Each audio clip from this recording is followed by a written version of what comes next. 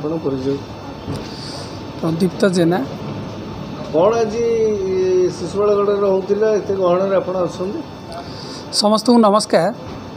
नियंत्रित बजार कमिटी जटणी आनुकूल्य शिशुपालगढ़ खरीफ वर्ष 2024-25 उपलक्षे धान क्रय मंडीर आज शुभ उद्घाटन करागला।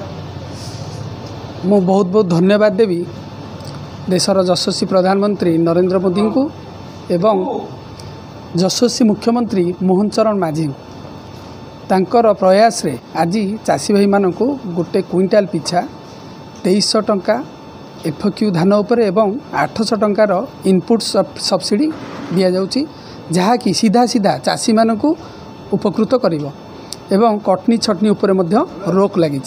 आगुरु पूर्व सरकार रे चाषी माने जो हैरान होउथिले जो कटनी छटनी ना रे एवं मिलर मानकर जो गोरख धंदा चलता जो दादागिरी चलता से निश्चित भाव में लगाम लगी।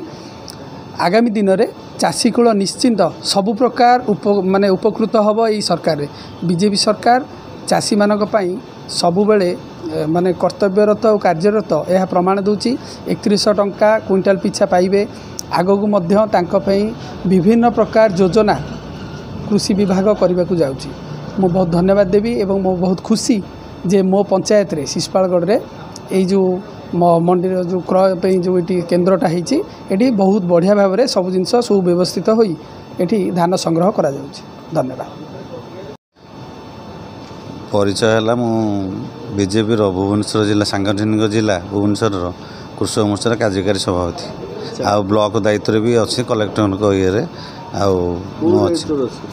दायित्व अच्छी आम जो धान मंडी भुवनेश्वर ब्लॉक जितने अच्छी आउ मंत्री अनुमोदन क्रमे कलेक्टर पाक आम ना पठाई आम सब मंडी दायित्व नहीं।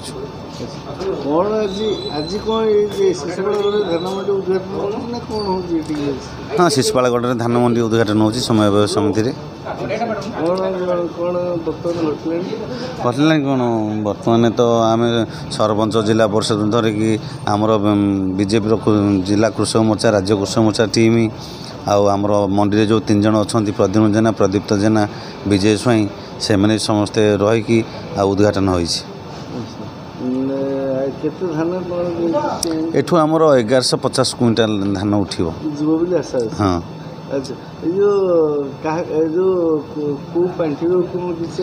एटा मुख्यमंत्री पांठी आस मुख्यमंत्री निजे देते आ जोटा कि इलेक्शन पूर्व कहते धानर एमएसपी 3100 टंका धानर मूल्य भी देवे 800 टंका सब्सिडी देवे इनपुट सब्सिडी सेटा भी मुख्यमंत्री देते से आम धन्यवाद मुख्यमंत्री धन्यवाद प्रधानमंत्री कहीं कथा सी रखिंट आ चाकृत होती।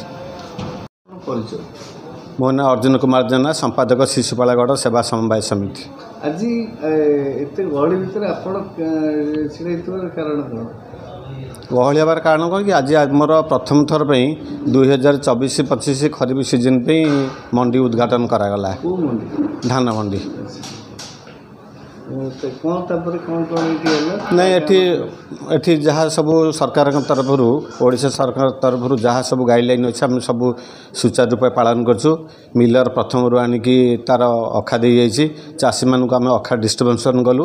आज 6 जन चाषी 100 क्विंटाल 160 क्विंटाल धान किणापी योजना रखीचु एवं समस्त मंदिर धान अच्छे आशा करा समस्त धान आज सुरु कर उठी पार चाषी परिश्रम धान केते मूल्य पाई बहुत खुशीर कथा जे आगुरु जो थिला जो रेट थिला वर्तमान आमर वर्तमान सरकार मोहन सरकार 2300 टंका उपर 800 टंकार बोनस डिक्लेयर करछन्ती एवं आमे मते देखुछु अन्य मंडी मानकरे इमिडिएटली पैसा 24 घंटा भितर मिल जाउछि।